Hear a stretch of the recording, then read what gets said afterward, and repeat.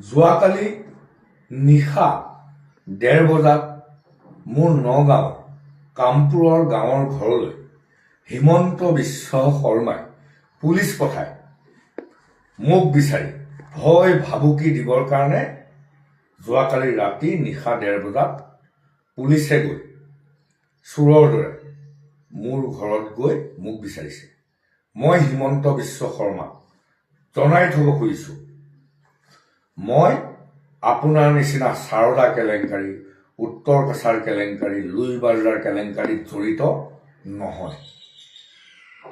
আপোনাৰ নিচিনা বেদান্ত লস্কৰ 2 নম্বৰী মানুহ নহয়।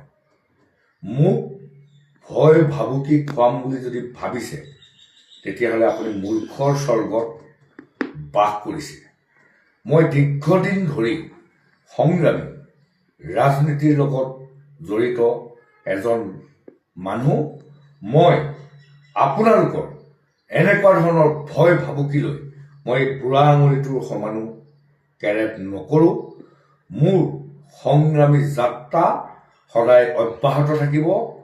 মোৰ সংগ্ৰামী যাত্ৰা আপোনাৰ নিচিনা 2 নম্বৰী মানুহে ৰাতি পুলিচ পঠুৱাই ভয় ভাবুকি দি মোৰ সংগ্ৰামী যাত্ৰা স্তব্ধ কৰিব নোৱাৰে। জয় অসম, ইনকলাব জিন্দাবাদ।